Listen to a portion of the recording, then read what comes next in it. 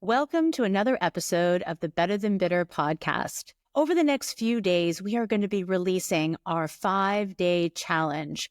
That was a workshop that we ran through our Facebook Live streaming technology of our Better Than Bitter Navigating an Amicable Divorce Facebook group.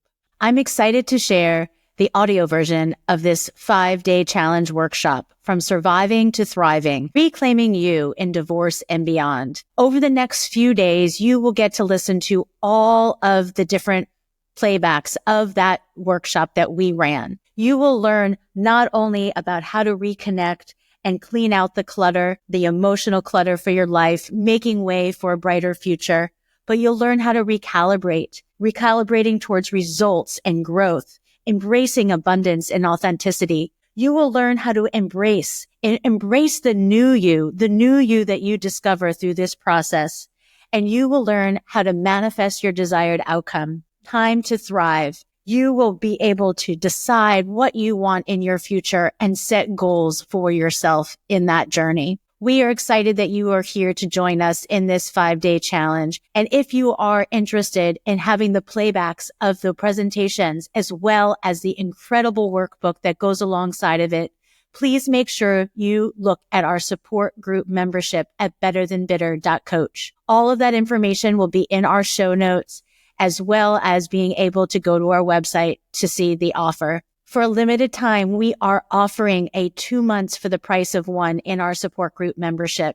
You will get 8 weeks of support group as well as access to his library of resources, articles, mini courses, webinars, as well as special offers from our divorce professionals, as well as an incredible discount offer for our flagship course, which is called the 5-Step Game Plan course, Building a Pathway Towards a More Amicable Divorce Resolution. We are excited for you to take the first step in listening to this podcast. But again, so many incredible resources at betterthanbitter.coach. So we hope that we can partner with you and get you through this journey and well beyond.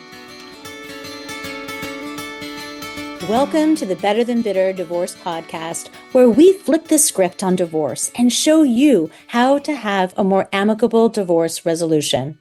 I'm your host, Tanya Licklider, a divorce coach, a certified life coach, and the mastermind behind the Better Than Bitter 5-Step Game Plan course, where I help individuals build a pathway towards a more amicable divorce resolution. Each week, I'll bring you uplifting stories from people who've successfully experienced amicable separations, proving that divorce doesn't have to be a battleground. Whether you're overwhelmed with grief, struggling with custody and co-parenting, or just dealing with a high-conflict individual, this podcast is here to guide you towards reclaiming your life and being what I know is possible, better than bitter.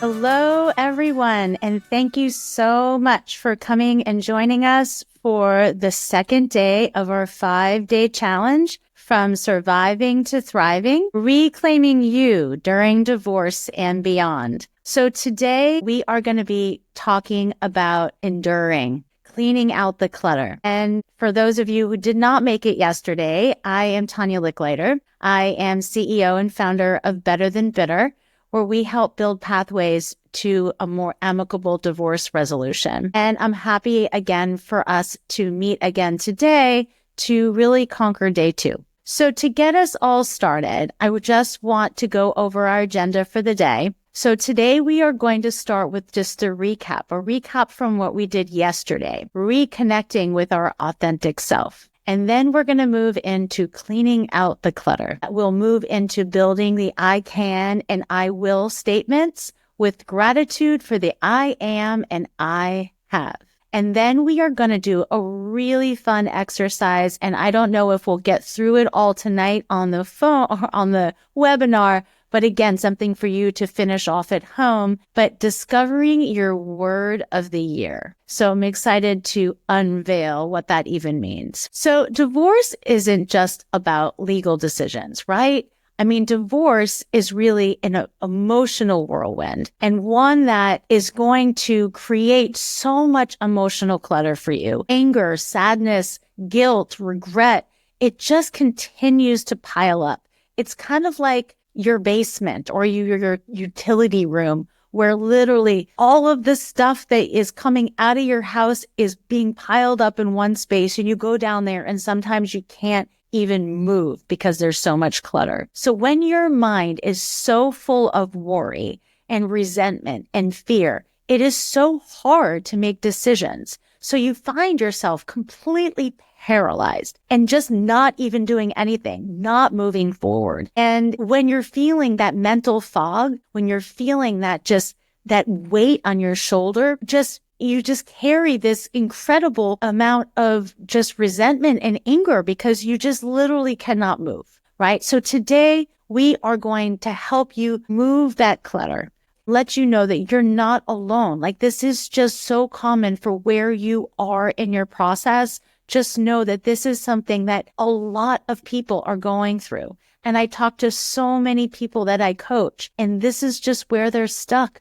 They're so just bombarded with all of this emotional weight that they just can't seem to get through. So let's recap on yesterday, okay? Let's reflect on reconnecting with your authentic self. So if you went home last night and spent time doing that, give me one word you felt after you were able to write that down, being able to commit to a new sense of self. Write down one word that describes how you felt. I want you to think about what resonated with you the most in that process. And so once you did that, how many of you went ahead and wrote it on a piece of paper and put it on a mirror? So that means that you are fully on board with that commitment statement and that you believe that you can move yourself forward and look at that every day with a new level of motivation. The next thing I want you to do is I want you to take that piece of paper, photocopy it, rewrite it, that commitment statement, and I want you to send that to yourself. I want you to put that in an envelope, put a stamp on it, and I want that to be postmarked with a date. So when you get it back, you have that letter. It's postmarked with a date to remind you of the date that you committed to yourself that this is going to be the new you, okay? You're going to take the good things from what you were in your past to the good things that where you are right now. You've molded those all together and you've made that commitment to yourself. So the next step is cleaning out the clutter. So I know it's really hard because I know that divorce is not just your relationship with one individual, right? Your divorce is really the relationship that you have with almost everybody in your life, whether it's your children and your friend group and your family and your soon-to-be ex's family, even maybe in the workplace. So I know that divorce isn't just like a one-to-one balance that you're trying to recreate. It's affecting you in so much of a bigger way, and it affects your mental and emotional space in so many overwhelming ways. So I want to do a little visualization with you. I want everybody to close your eyes. I want you to imagine that emotional state as a room, okay? Imagine that emotional state that you're currently in as a room. What does it look like? What's in it? What does it feel like?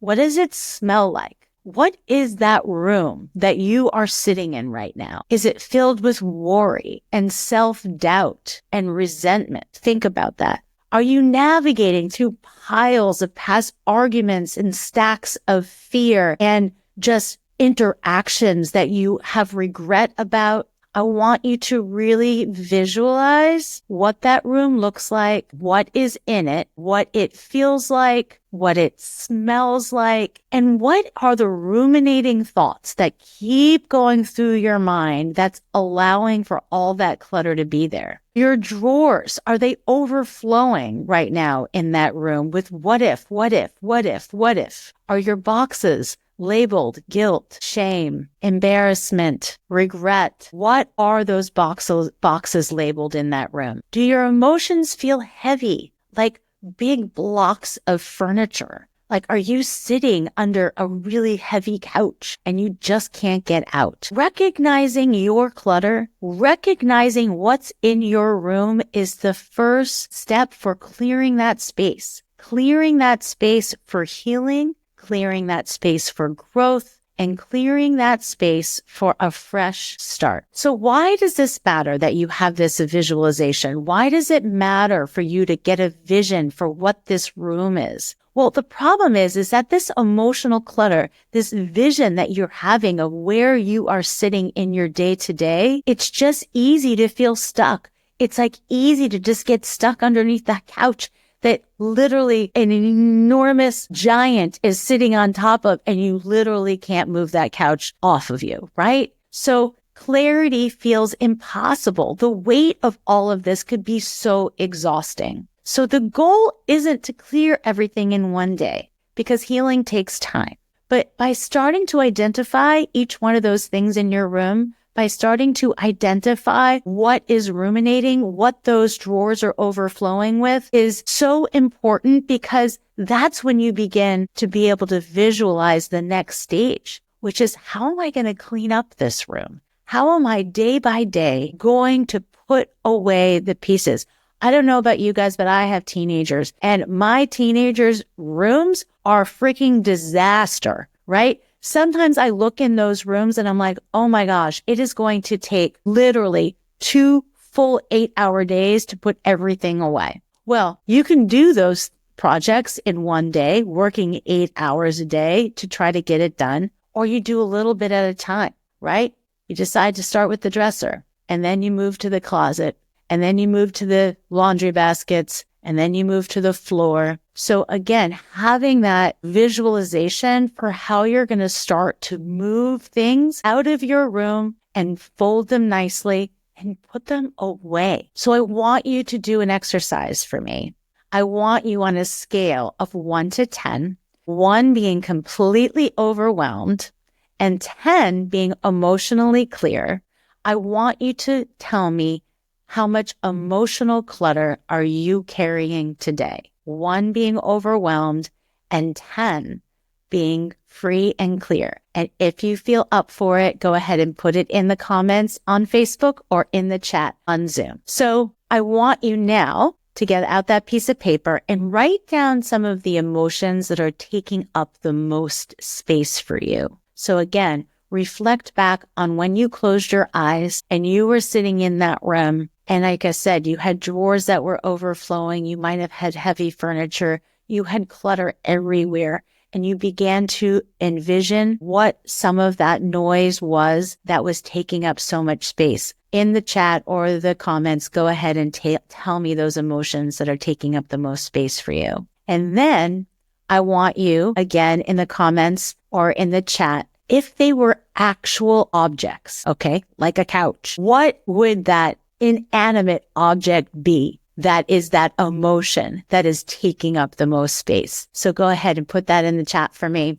I'm going to take a look at some of the things that you guys are saying. Be creative. Think about all those amazingly inanimate objects that you're thinking of, right? So write down again, let us know what that emotion is, and let us know if you can create some visual around what kind of inanimate object that might be. It feels like a couch that is literally sitting on my body, or it could feel like a sword in my stomach. It could feel like somebody has a noose around your neck.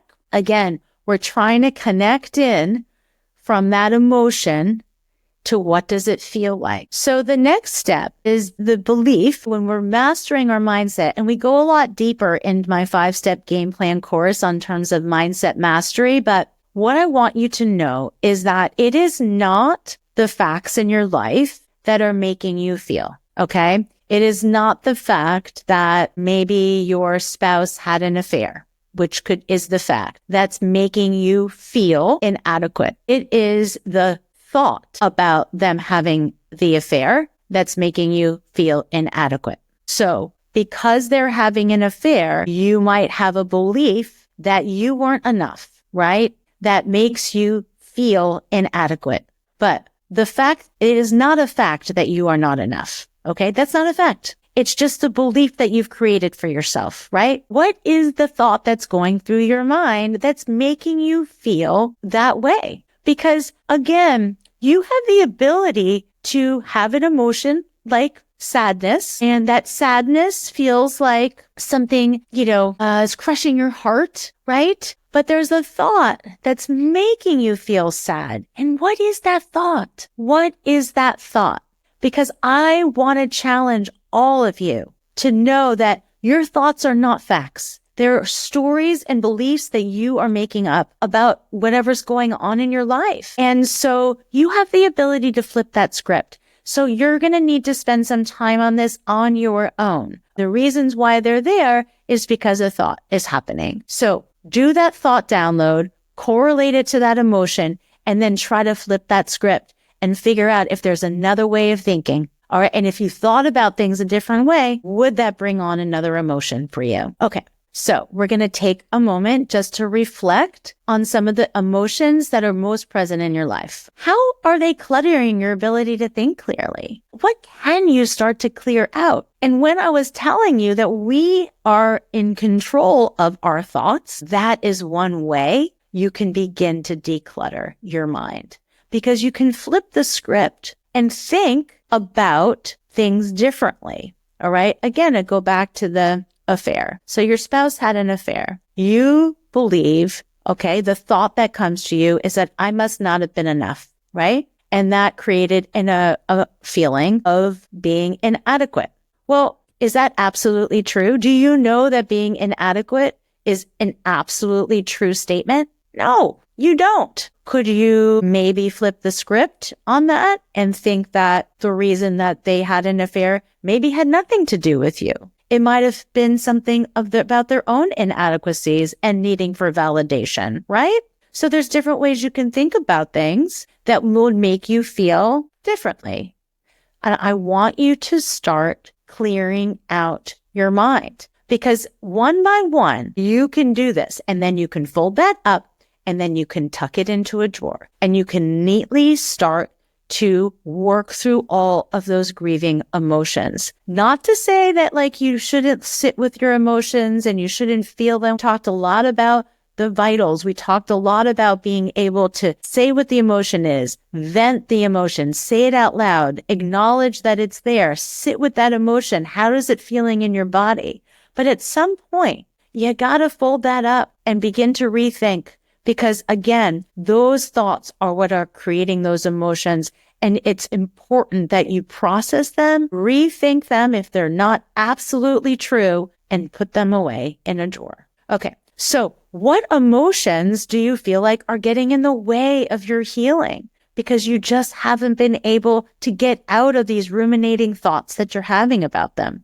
What are the emotions feel like in terms of which are the ones that are feeling that they're getting in the way of your healing? What feelings are you avoiding? Which ones are you suppressing? Avoiding means that you don't even want to deal with them. Suppressing means you've had them, but then you're trying to buffer them down. So maybe overeating, over drinking, over spending, over scrolling, over binge TV watching, over sexing. Maybe you're doing all those things. That's like a suppressor, right? You're buffering those emotions. So what's one small way that you can begin to clear some of this emotional clutter out?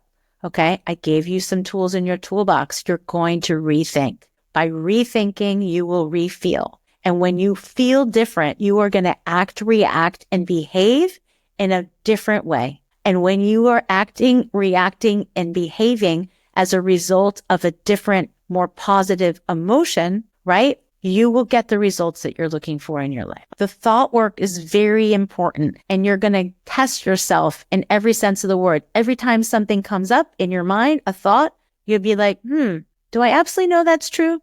Because if you don't, you have the opportunity to rethink it, to refeel it, to act and react in a different way. We're going to move forward to the building I can and I will mindset with gratitude for the I am and I have. Divorce can feel like it completely strips away at your own control, right? You feel powerless. The words that we use to shape our beliefs and influence how we navigate these challenges are real. So what we repeatedly tell ourselves impacts our confidence. Those ruminating thoughts, the self-talk, The self-compassion. If you don't have self-compassion, if you are not talking to yourself the way you would talk to a friend, then you are going to lack in that confidence. You can't talk to yourself that way. You need to talk to yourself with kindness and love, just like you would talk to your best friend. Okay? You wouldn't tell your friend that hey, you're such a horrible person. Why didn't you do this, this, and this? You would never talk to your friend like that. So make sure you're not beating yourself up. Talk to yourself as if you were talking to your friend. So these power statements,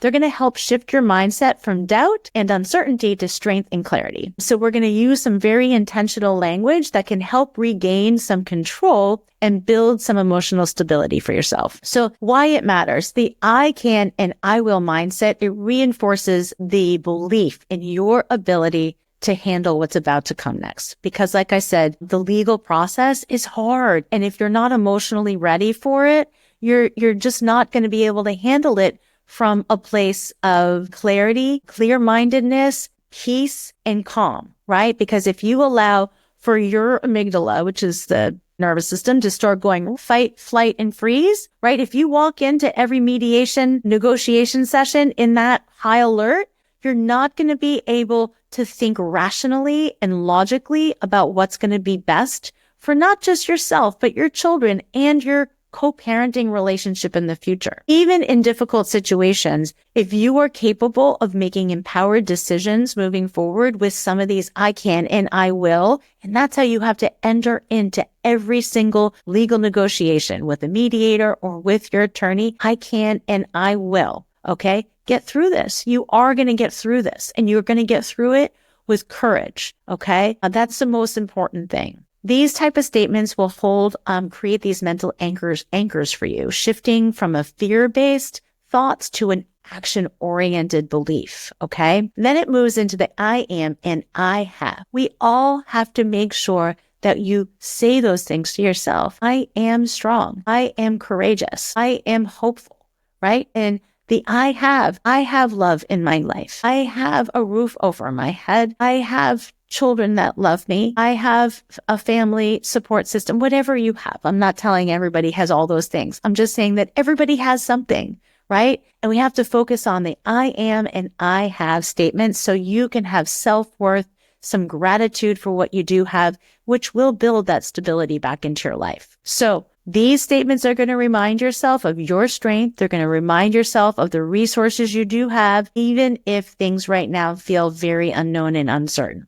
So no matter how shaky your life feels right now, you are going to be able to build a solid foundation for you to move forward if you have these type of statements that you say to yourself regularly. You're going to have 4 different columns. These are some of the statements that are going to say on the left-hand column, and then you're going to have 4 other columns after it. So all these statements here are the I can'ts. So the I can'ts are in the first column. Okay. And then you have 4 other columns. I can, I will, I am, I have. Okay. These are all the I can'ts, where your mind might be sitting right now in all of these I can'ts. And we are going to re-script. Okay. I'm going to read the I can'ts. I'll never feel happy again.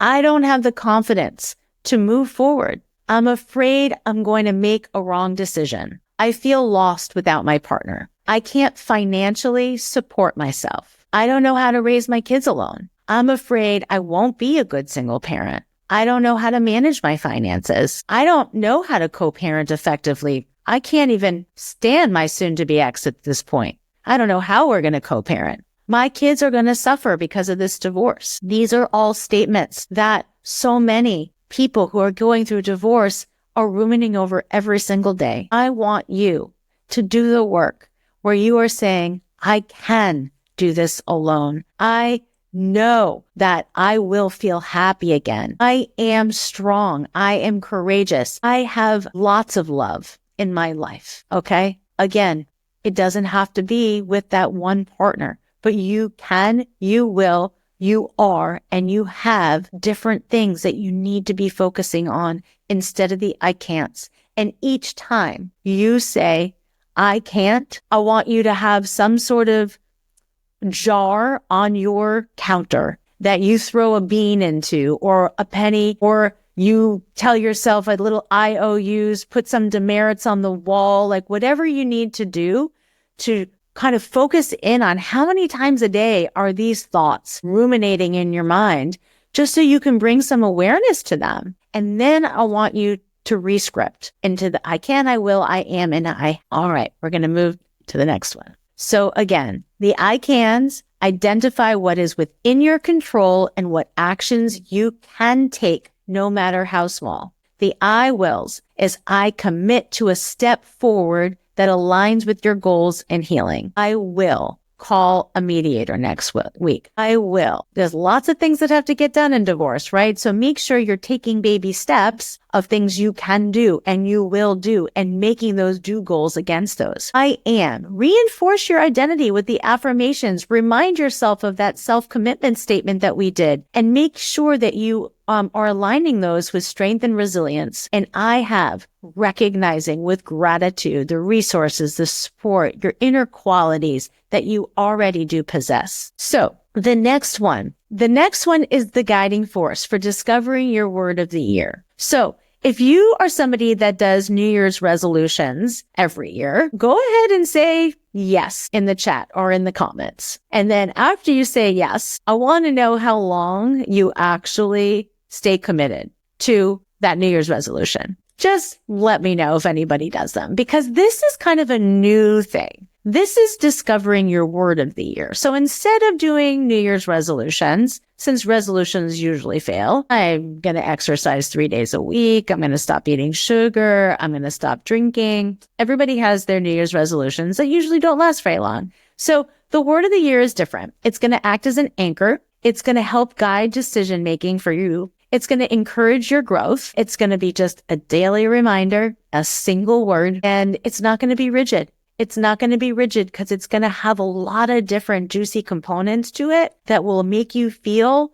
that you're connected to that word in a variety of different ways. So why does it matter? It matters because it's just going to help us stay focused on what's important to us. It's going to remind us in this transition what we really want to stand for, right? And who we want to be, but it's just going to be one word. It's going to act as kind of a personal mantra, bringing you back to like some of your intentions when you're feeling lost. It's just that one word that's going to bring you back where you can center yourself. It's going to serve as a touchstone for during those moments when there's a lot of overwhelming things happening, a lot of uncertainty. So again, it's going to be something that you can look at and you're like, all right, yep, I got it. This is my word. And then it's just going to function as a compass. It's just going to function as your guiding light moving forward. So let's try to figure out what our words are. So we are going to have 4 different steps as part of this. So step 1, who do I want to be? What do I want to experience? And what do I want to do to bring into my life? Those are the 3 different columns that you're going to just write singular words that describe it. Okay. The second step is going to be narrowing it down. We're going to be circling the words that are most meaningful to us. Then you're going to choose your embody word, and then you're going to put it into action. So we're going to go into more detail. So step 1, who do I want to be and what do I want to do?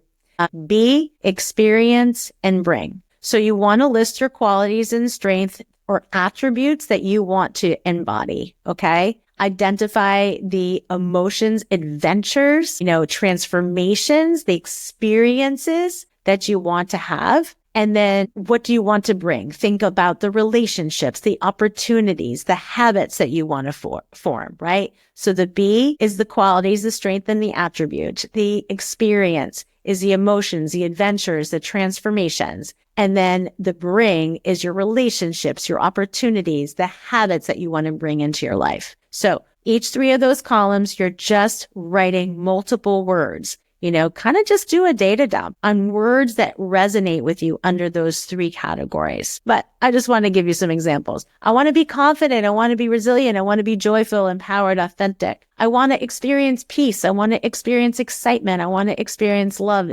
financial independence, and freedom. I want to bring healthy boundaries, supportive friendships, new opportunities, personal growth, work-life balance. Okay, so these are just some examples. So if you are at home and doing this, again, try to come up with your own words and descriptions here. So the next thing you want to do is you want to look at your responses, and I want you to begin circling words or ideas that resonate most deeply for you. Okay. I want you to write down 5 or 7 words. Okay. They don't even have to be words that are on your table, but it's ones that now that you're piecing them all together, circling the ones that are the best. Now I want you to write down 5 to 7 words that kind of describe those words. Okay. 5 or 7 words that are either being pulled from those lists or together are vibing towards a different word. Right. And then I want you to say each word out loud. Audacious, or fantastical. Again, find your word that is connected to all of the be, bring, and experience. So those, like I said, are a combination of new words. And you want to see if it inspires action or clarity. So saying the word out loud, does it feel right? Does that sound like my word? Does it inspire action and clarity? So I can't wait. I'm going to test you guys all tomorrow. I want to hear some of these words. So again, so now once you've done that, you're going to choose your one word. You're going to choose your one word. You're going to visualize what it would feel like to embody this word every single day. Every single day.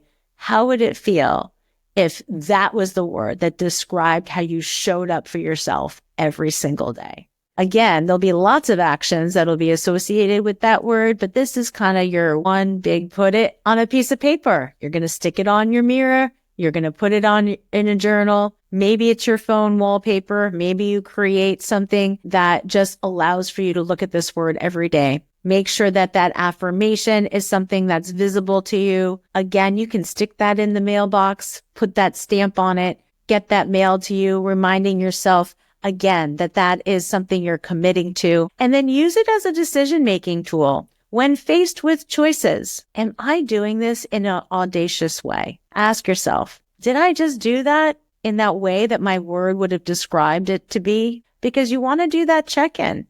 Maybe your word is courageous, and every single time you take an action, you want to ask yourself, did I just do that with courage? It'll motivate you and move yourself forward, again, from going from surviving to thriving. So in conclusion, we are just going to focus in on what the problem and solutions that we solve for today. So the problem is that when your mind is so full of worry, resentment, fear, so much of that emotional clutter, it becomes so much harder to make decisions because you don't have a clear head.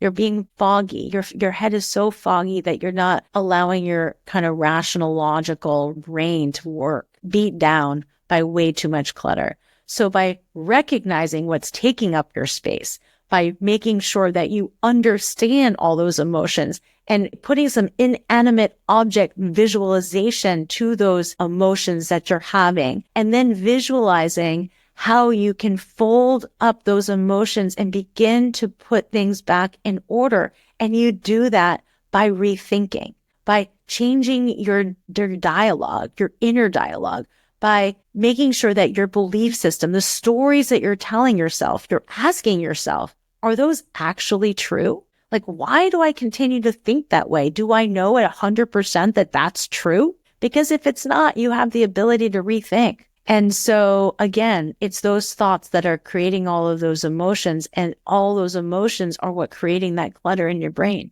So when you can begin to have more understanding of what those are, you can begin to get yourself organized. Go work on those words. Thanks for tuning in to Better Than Bitter, Navigating an Amicable Divorce. Whether you are at the beginning of your divorce journey, midway through, or even done, we want the stories from our guests to give you hope that an amicable resolution is possible.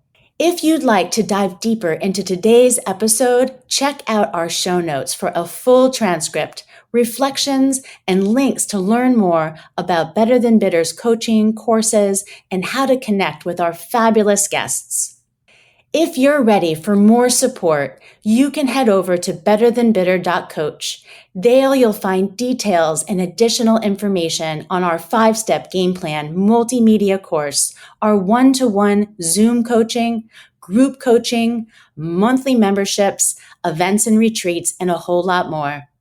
Plus, we've got a ton of free resources like our monthly newsletter, our private Facebook group, Instagram channel, and a library of articles and free webinars to help you along the way. When you go to our website, you'll be able to schedule a free 45-minute breakthrough call. Remember, we're here to help you reach an amicable resolution, find your courage, and believe in your brighter future. Because you know what? It is possible. At Better Than Bitter, we measure success by what we give and not by what we get. So let's change the divorce dialogue together. It's time to be better than bitter.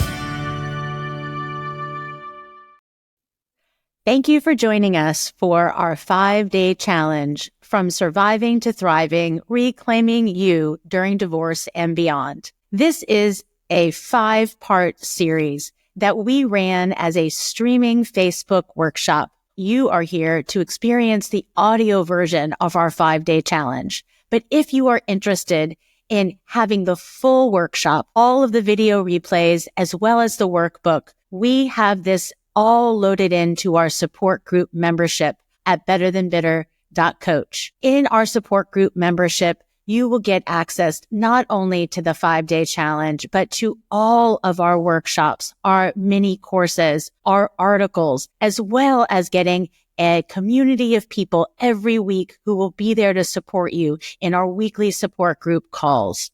So if you are interested, please take a look in the show notes. We have our membership support group listed, and for a limited time, we are offering 2 months for the price of one.